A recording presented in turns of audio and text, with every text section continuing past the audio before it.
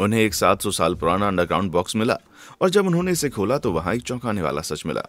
Archaeologist के पास इतनी इतिहास की रीडिफाइन करने की शक्ति होती है, बस एक अनोखी खोज और जो कुछ भी हमने सोचा था हम जानते हैं कि उसे कूड़ेदान में फेंकने की नौबत आ जाती है। लेकिन कुछ खोजें दूसरों की तुलना में बहुत ज्यादा हैरान करने वाली होती हैं। 700 साल पुरानी एक अजीब व गरीब बॉक्स से लेकर उस अंडरग्राउंड दुनिया तक जिसके बारे में कोई भी नहीं जानता था। तो दोस्तों, खुरपों से धूल हटाने का समय आ गया है, क्योंकि आज हम अब तक की कुछ सबसे रहस्यमय और चौंकाने वाली अंडरग्राउंड खोजों को देखने जा रहे हैं।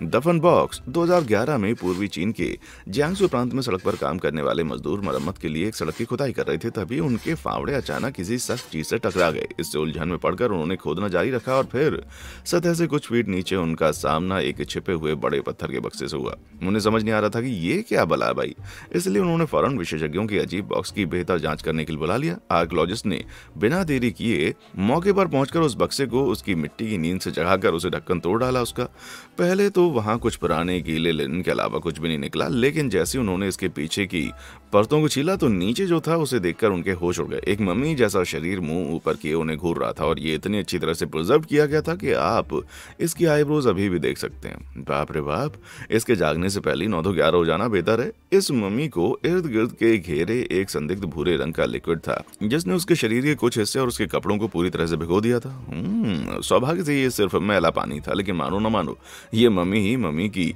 इस ट्रिप टॉप कंडीशन के लिए जिम्मेदार था। इसमें असामान्य रूप से ऑक्सीजन का स्तर बहुत ही कम था, मतलब कि बैक्टीरिया इसमें विकसित नहीं हो सकते, जिससे शरीर का डिकम्पोजिशन धीमा हो गया था। ये मम्मी एक महिला थी और उसकी ज्यादा विशेषताएं बरकरार थीं। इससे भी ज्यादा प्रभावशाली ये था कि साइट की खुदाई के बाद आर्कियोलॉजिस्ट का मानना था कि ये कब्र लगभग 700 साल पुरानी थी। माने ये महिला मिंग राजवंश के काल के वक्त की थी।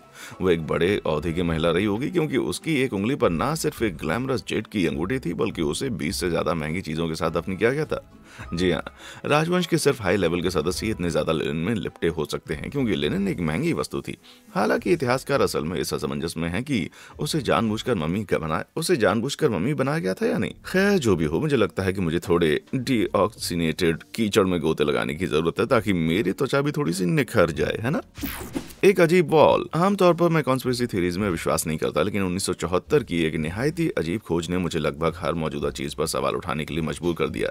ये किस्सा तब शुरू हुआ जब संयुक्त राज्य अमेरिका के जैक्सनविले में कुछ वर्डलैंड्स जो बेट्स परिवार के थे उसमें एक भीषण आग लग गई। फिर जब वो आग शांत हुई तो बेट्स काफी तेजी से नुकसान की जांच करने के लिए जंगल की तरफ दौड़ा, और जब वे वहां पहुंचे तो वो एक ऐसी चीज से टकराई जो जले हुए पेड़ों के मुकाबले काफी ज्यादा रहस्यमय थी। उन्हें जमीन पर पड़ी हुई एक अजीब व गरीब चांदी की गेंद को देखा उन्होंने, जो कि एकदम चिकनी थी और उसकी सतह पर एक ट्रायंगुलर सिंबल भी मौजूद था। ये लगभग 8 इंच चौड़ी थी, जो उसे बॉलिंग बॉल से थोड़ा ज्यादा बड़ा बनाती है। पहले देखने पर उनको लगा कि ये स्पेनिश के कॉलोनियल काल का एक पुराना तोप का गोला हो सकता है, तो ये परिवार उस गेंद को अपने साथ घर ले आया। हालांकि उन्हें जल्दी एहसास हुआ कि उस समय के तोप के गोले लोहे या पत्थर से बने होंगे, न कि स्टेनलेस स्टील या चांदी के प्लेट से।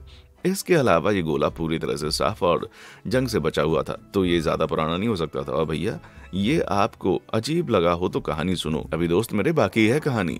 इस गेंद को घर ले जाने के बाद उसमें अचानक कपकपी हुई और वो अपने आप घूमने लग गई। इससे डर और पूरी तरह से भ्रमित होकर इस परिवार ने इस अस्पष्ट खोज को साझा करने के लिए मीडिया का रुख किया। मीडिया की अफरा तफरी शुरू हुई और न्यूयॉर्क टाइम्स और लंदन डेली जैसे सम्मानित समाचार पत्रों ने अपने पत्रकारों को सुपरनेचुरल लगने वाली इस गेंद को देखने के लिए भेजा, और इस बॉल की अजीब हरकतें जारी थी। कोई समझ नहीं पा रहा था कि बार बार ऐसा क्यों हो रहा है। जी हाँ, ये भी सुनिए, अगर आप इसे फर्श पर धकेलते हैं तो ये थोड़ा आगे लुढ़केगा और फिर अचानक से अपनी दिशा बदलकर वापस अपनी शुरुआती पोजीशन पर लौट आएगा। अरे यार, यहाँ चल गया रहा है।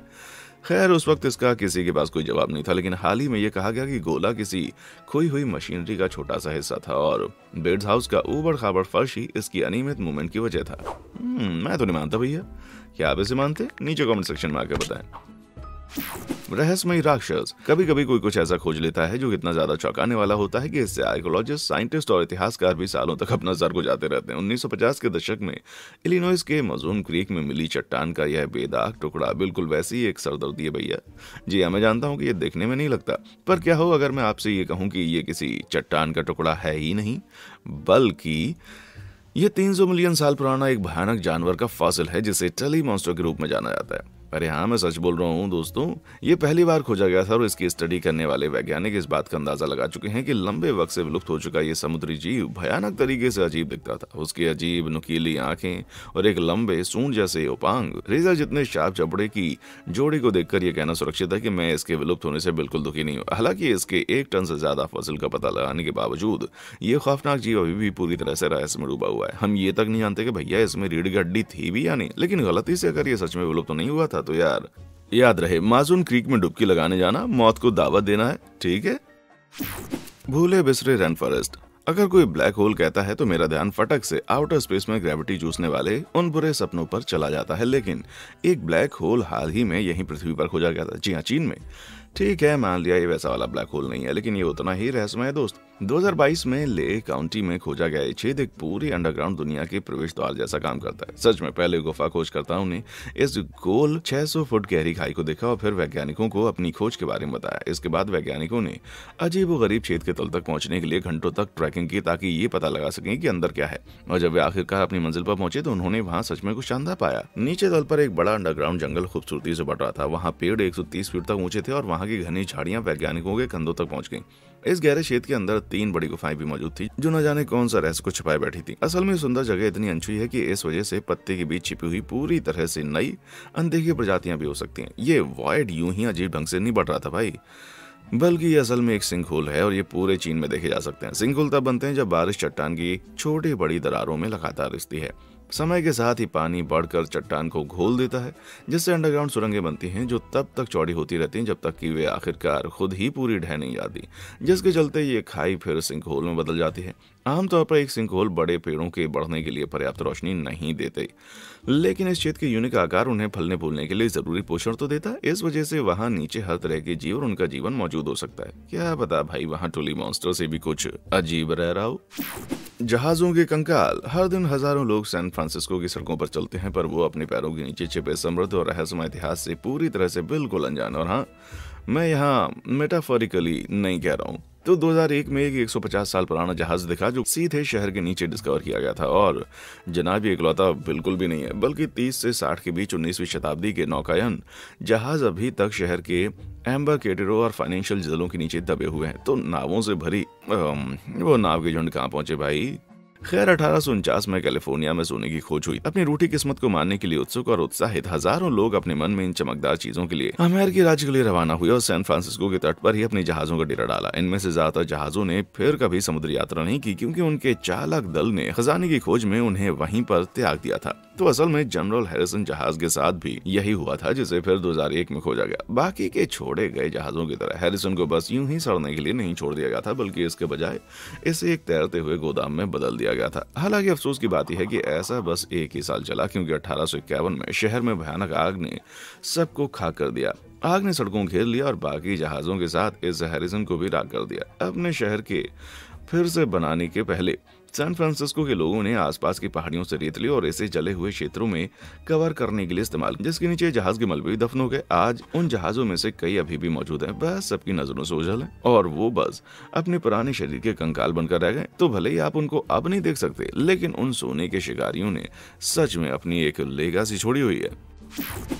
सेंट्रल पार्क के राज। अब आप न्यूयॉर्क शहर के बारे में सोचते हैं तो सबसे पहले जो दिमाग में आता है वो सेंट्रल पार्क है। लेकिन भले ही ये पार्क अब जितना जाना पहचाना हो, पर ये पहले बहुत ही अलग हुआ करता था। जनाब ये तो पार्क ही नहीं था, ये कभी 1600 लोगों का एक घनिष्ठ समुदाय था जिसे सेनेका विलेज कहा जाता था। इतिहासकारों को गाँव की स्थापना के समय से इसके बारे में पता था, लेकिन उन्होंने कभी भी इस साइट की खुदाई का कोई प्रयास नहीं किया। लेकिन 2011 में सब कुछ पूरी तरह से बदल गया। जब एक विशाल खुदाई शुरू करने के लिए सेंट्रल पार्क पहुंचे तो वहां उन्होंने जो खुलासा किया वो एकदम वाइल्ड था। एक नहीं, दो नहीं, बल्कि हजारों 150 साल पुरानी कलाकृतियां इस फेमस पार्क के नीचे दबी हुई थीं, जिनमें एक बच्चे के जूते से लेकर सिरेमिक चायदानी तक शामिल था। तो यहाँ रहने वाले वो लोग थे कौन, और किसी वक्त का वो भरा पूरा गांव इस पृथ्वी से एकदम गायब कैसे हो गया। खैर, इस गांव की स्थापना 1825 में मध्यम वर्गीय अफ्रीकी अमेरिकी न्यूयॉर्कर्स द्वारा की गई थी और ये लोग लोअर मैनहट्टन की भीड़ भाड़ नस्लवादी माहौल से बहुत तंग आ गए थे, इसलिए वे अपर वेस्ट साइड की ओर चले गए। यहाँ उन्होंने वो खरीदा जो बाद में सेंट्रल पार्क का पश्चिमी छोर बन गया और वहाँ एक अपने समुदाय की स्थापना की जिसमें घर, चर्च और यहाँ तक कि एक स्कूल भी शामिल था। ये गांव 20 साल तक समृद्ध होता रहा। हालांकि जब सेनेका फला फूला तो लोअर मैनहट्टन में अटके गोरे न्यूयॉर्कर्स को इससे बड़ी जलन हुई। वे भी अब रहने के लिए एक अच्छी जगह जाते थे, इसलिए उनमें सबसे ज्यादा धनी लोगों ने अपर वेस्ट साइड की ओर पलायन करना शुरू कर दिया, सेनेका गांव के एकदम पास। पर इससे उनका पेट नहीं भरा, वे और भी ज्यादा आउटर स्पेस चाहते थे। बस फिर क्या था, रियल एस्टेट डेवलपर्स ने तुरंत सेनेका गांव को पार्कलैंड्स में बदलना शुरू कर दिया और 1857 में वो अपने मकसद में कामयाब हो गए। भारी विरोध के बावजूद भी गांव के निवासियों को उनकी जमीन से बेरहमी से लात मारकर भगा दिया गया और उनके घाव पर नमक छिड़कने के लिए ज्यादातर को इसके लिए कोई भी भुगतान नहीं किया गया। समय बीतता गया और 1870 के दशक तक इस गांव को सब भूल गए और यही उसकी जगह पर एकदम नया ये सेंट्रल पार्क चमक रहा है। अफसोस की बात है कि ये सेनेका गांव के सभी सबूत दफन कर दिए गए थे, मेरा मतलब 2011 तक।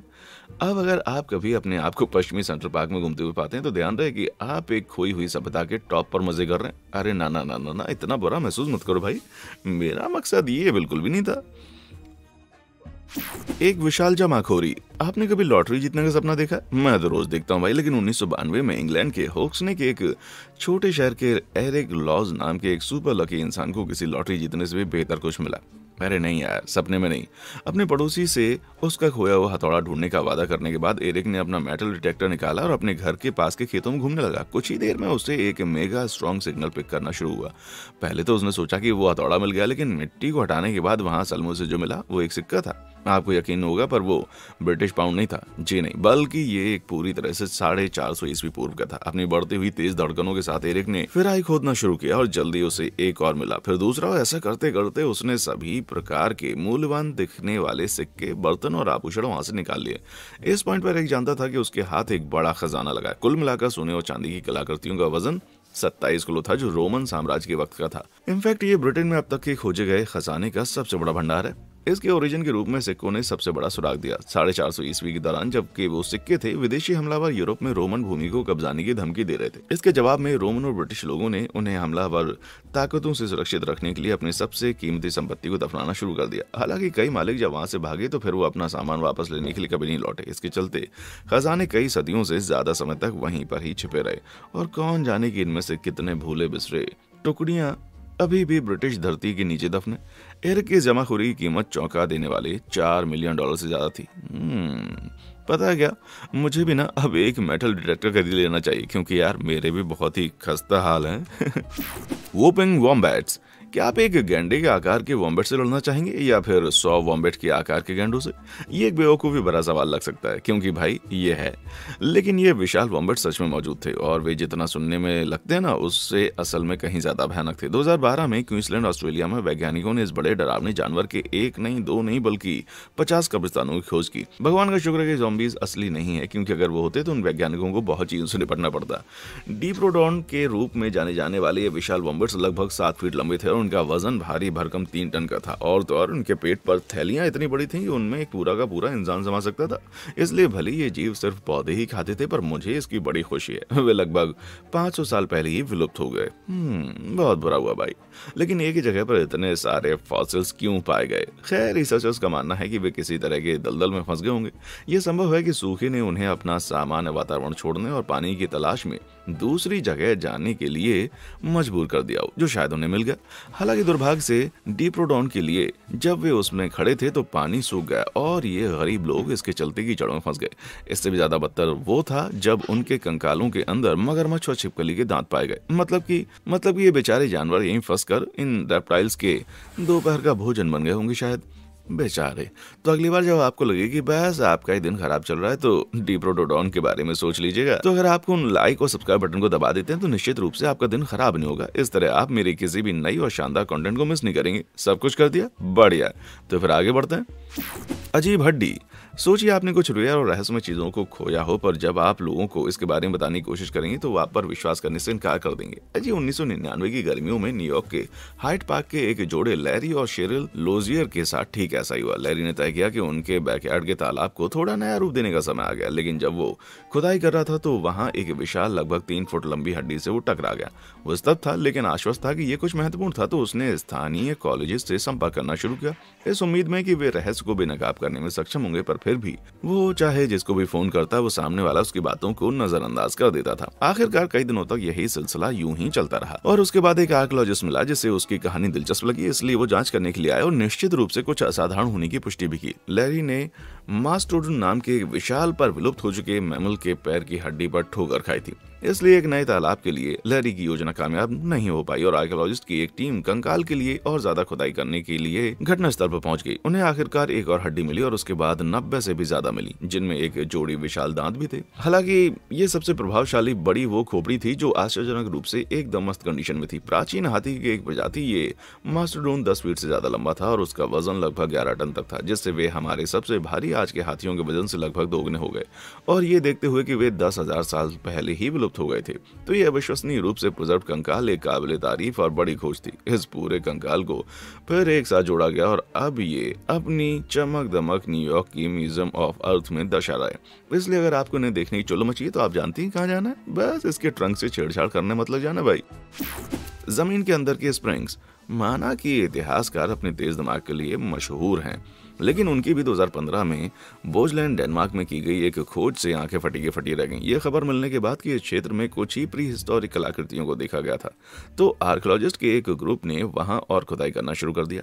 हालांकि एक पेचीदा मोड़ आया, उनमें सिक्के आभूषण नहीं, बिल्कुल भी नहीं मिले, पर इसके बजाय उन्होंने सोने के अजीबोगरीब स्प्रिंग्स का पर्दाफाश किया जो कि उन्होंने पहले कभी नहीं देखा था। क्या ये स्प्रिंग्स किसी पुरानी टेक्नोलॉजी के मैकेनिकल कंपोनेंट्स थे? तो भैया कंफ्यूज होकर उन्होंने खुदाई जारी रखी, लेकिन इन छोटे खजानों के 2000 से ज्यादा टुकड़ों के मिलने के बाद भी वो ये नहीं समझ पा रहे थे कि ये असल में थे क्या। आखिरकार बहुत सारे विश्लेषणों के बाद एक बहुत ही निराली थ्योरी लेकर के आए। उनकी माने तो इन स्प्रिंग्स को कांस्य युग के दौरान दफनाया गया था, जब बोजलैंड को स्थानीय लोगों द्वारा एक पवित्र जगह माना जाता था। इसलिए आर्कियोलॉजिस्ट का मानना था कि ये जगह रहस्यमय स्प्रिंग्स का एक धार्मिक पोशाक का हिस्सा हो सकते हैं, जिसे पुजारी के राजा द्वारा पहना जाता हो। नहीं भाई, ये थ्योरी सीधे गेम ऑफ थ्रोन से नहीं ली गई है। जाहिर तौर पर पुजारी राजा सूर्य को सम्मान देने के तरीके के रूप में उस पोशाक को पहन सकता था, जिसे प्राचीन लोग पवित्र मानते थे, क्योंकि स्प्रिंग सूरज की रोशनी में शानदार ढंग से झिलमिलाते होंगे। बात रही उनके अंडरग्राउंड होने की, तो यह संभव है कि उन्हें एक धार्मिक अनुष्ठान के हिस्से के रूप में पोशाक से उतारकर दफन कर दिया हो। अब भले ही ये सच भी हो, पर कोई भी निश्चित रूप से नहीं जानता कि उनका असल मकसद क्या था।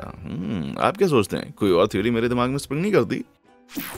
आइस एज की मूर्तियां फैशन फेमसली पर आते हैं और चलते हैं। मेरा मतलब है कि आज का सबसे अच्छा लुक कल का बड़ा वाला ब्लंडर हो सकता है, इसलिए इसमें कोई हैरानी नहीं होती कि आइस एज में महिलाओं ने आज की महिलाओं से एकदम अलग फैशन ट्रेंड को किया है। इसे वीनस फिगरेंस से बेहतर और कोई नहीं जा सकता। 200 प्रतिमाओं की वो किताब जो पूरी यूरोप में खोजी गई है, और यहाँ तक कि पूर्व में साइबेरिया में भी हाथी दांत और मिट्टी जैसी सामग्रियों से उकेरे गए पुराने मॉडल पूरी तरह से महिला रूप पर आधारित है। अब तक तो सब नॉर्मल है ना। हालांकि मोटापे की विभिन्न स्टेजेस जैसे अपने विषयों को चित्रित करने के बावजूद माना जाता है कि ये प्रतिमाएं फर्टिलिटी और सुंदरता का प्रतीक थी। अरे नहीं, मैं मोटे लोगों की कोई बेइज्जती नहीं कर रहा यार, मैं खुद भी डोनट्स ठूस कर एक आदि जैसा हो गया हूँ भाई। हालांकि ये मॉडल बताते हैं कि इस पीरियड के दौरान रहने वाली महिलाओं को शरीर में एक्स्ट्रा पौंड जमा करने के लिए प्रोत्साहित किया गया था। पर ऐसा क्यों? जी हाँ, 14,000 से 38,000 साल पहले आइस एज में रहने वाले लोगों को मानव इतिहास के सबसे भीषण मौसम में से एक का सामना करना पड़ता था। हर दिन मनुष्यों को बढ़ते ग्लेशियरों और तापमान की क्रूर गिरावट का सामना करना पड़ता था, जो उन्हें हाइपोथर्मिया के शिकार होने के लगातार खतरे में डालता। इसलिए जितना हो सके गर्म रहने के लिए और इससे बचने के लिए समाजों ने शरीर में एक्स्ट्रा फैट होने पर बहुत खासा जोर दिया। असल में महिला का साइज जितना बड़ा होता था, उतनी ही ज्यादा ये संभावना होती थी कि वो बच्चे के जन्म जैसी कठिनाइयां झेल पाएगी और इससे वो सबकी पहली पसंद बन जाएगी। अच्छा, तो मतलब मेरा पेट भी है आइस के जमाने का ही है ना। पिशाच के शिकार, क्या आप अपने अगले हॉलिडे डेस्टिनेशन की तलाश में हैं? तो डिज्नीलैंड को तो भूल जाइए, आप बुल्गारिया की यात्रा क्यों नहीं करते? इसमें गिरजाघर, सुंदर लैंडस्केप और हैं वैम्पायर के अंतिम संस्कार स्थल भी। जी हाँ, आपने बिल्कुल सही सुना। पूरे बुल्गारिया में जमीन से 100 से भी ज्यादा रियल लाइफ वैम्पायर्स की कब्रें निकाली गई हैं। जो ठीक है, मुझे पता है कि आप क्या सोच रहे हैं, हम कैसे मान लें कि ये कंकाल वैम्पायर कंकाल है। और खैर, उन सभी में एक चीज ऐसी है जो दिल को चीरता हुआ वार है। काश अब उनकी दुष्ट आत्मा फिर कभी न जाग पाए। अरे मैं तो डर गया यार, मजाक कर रहा था। वो सच में वैम्पायर नहीं थे, कम से कम हमारी जानकारी में तो नहीं, लेकिन मेडिवल बुल्गारिया में अंधविश्वासों का दोस्तों भंडार है और यहाँ ब्लड स्कर्स का सच में बहुत ही खौफ था। ये फैक्ट कि इनमें से बहुत से अजीब दांव वाले कंकालों को निकाला गया है, ये पिशाचों के अस्तित्व को इतना साबित नहीं करता जितना कि ये लोग इनसे कितने पगलाए हुए थे। कई मध्यकालीन यूरोपीय लोगों का मानना था कि अगर कोई इंसान अपने जीवन काल में बुरा था तो मरने के बाद एक पिशाच में बदल सकता है। इसलिए इसे रोकने के लिए उनके शरीर को दफनाने से पहले लोहे या लकड़ी की छड़ से छाती पर वार किया जाता था। आज भी पूर्वी यूरोपीय के कुछ ग्रामीण इलाकों में अपने पास अभी भी लहसुन और क्रूसीफिक्स रखते हैं। क्या पता वो पिशाच आ जाए। तो ये वीडियो देखने वाले डियर वैम्स भाई, उन लोगों से दूरी रहना, वरना आपकी छाती पर वार कर सकते हैं। एक अचार में अगर आप ये वीडियो देख रहे हैं तो शायद आपको लगता होगा कि आर्कियोलॉजी तो भाई एकदम मस्त चीज है गुरु। मेरा मतलब है कौन रियल लाइफ का इंडियाना जोन्स नहीं बनना चाहेगा, लेकिन इसमें बस सोना खोजना और घिनौने जाल से भागना शामिल नहीं। कभी कभी आपको कुछ ग्लैमरस चीजें मिल सकती हैं, जैसे कि मुझे नहीं पता, हाँ ये 250 साल पुराना अचार वाला दिमाग। जी हाँ, 2008 में आर्कियोलॉजिस्ट ने इंग्लैंड में एक जल भराव वाले गड्ढे में ऐसा ही दिमाग को खोजा था। हालांकि एक अच्छे आसान जार के बजाय इसे ठीक इसके मालिक की खोपड़ी के अंदर से चुना गया था। छी यार, आमतौर पर जब कोई व्यक्ति मरता है तो उसका दिमाग कुछ मिनटों में ब्रेक डाउन होना शुरू हो जाता है, और क्योंकि ये 80% पानी से बना होता है तो ये एक दशक के अंदर पूरी तरह से वेपराइज हो जाता है। तो भैया ये दिमाग आश्चर्यजनक रूप से 250 गुना ज्यादा समय तक कैसे प्रिजर्व रहा, इसका पता लगाने के लिए विशेषज्ञों को दिमाग और आसपास की खोपड़ी दोनों का विश्लेषण करना पड़ेगा। मस्तिष्क के साथ किसी भी तरह की केमिकल से छेड़छाड़ नहीं की गई थी, इसलिए उन्होंने जल्दी इसको खारिज कर दिया। हालांकि उन्होंने जब खोपड़ी को देखा तो उन्होंने फ्रैक्चर की एक पूरी सीरीज देखी, जिससे पता चला कि गड्ढे में फेंकने से पहले सिर को असल में अलग कर दिया गया था। और जनाब आप सोच रहे थे कि ये डरावना नहीं हो सकता है ना, ये जिस किसी का भी था शायद उसे फांसी दी गई थी। हालांकि एग्जीक्यूशन ने मस्तिष्क को इतने अच्छे से बचाए रखने में कोई खासा योगदान नहीं दिया, बल्कि सारा काम इसकी दफनाने वाले जल भराव ने किया। जी हाँ, जब दिमाग के टिश्यूज को हवा के अधीन किया जाता है तो ये बहुत जल्दी सड़ने लगता है। हालांकि एकदम अनजाने में इस दिमाग को एक जल भरे गड्ढे में फेंक दिया गया था और वो कम ऑक्सीजन वाले क्ले में दबकर दफन हो गया। तो पानी और डीऑक्सीजनेशन के इस जादुई मिश्रण ने प्रिजर्वेशन के लिए एकदम सही कंडीशन बनाई, क्योंकि बैक्टीरिया विकसित होने और इसके मस्तिष्क में खाने में बिल्कुल असमर्थ थे। साथ ही साथ खुद ज्यादा पानी से बने होने के कारण मस्तिष्क के टिश्यूज को गीले वातावरण में बेहतर तरीके से संरक्षित किया जा सकता है। तो ये अखरोट जैसे दिखने वाले दिमाग लंबे समय की कसौटी पर खरा उतरने में सक्षम था। लोग कहते हैं कि रेत में अपना सिर नहीं दबाना चाहिए, लेकिन गीली मिट्टी में सिर रखने से कुछ अनपेक्षित फायदे भी मिल सकते हैं भाई। तो ठीक है दोस्तों, आज के लिए हमारे पास बस इतना ही वक्त था। उन रहस्यमय खोजों में से किस किस ने आपके सबसे ज्यादा होश उड़ाया मुझे नीचे कमेंट सेक्शन में आकर बताया। और देखने के लिए शुक्रिया।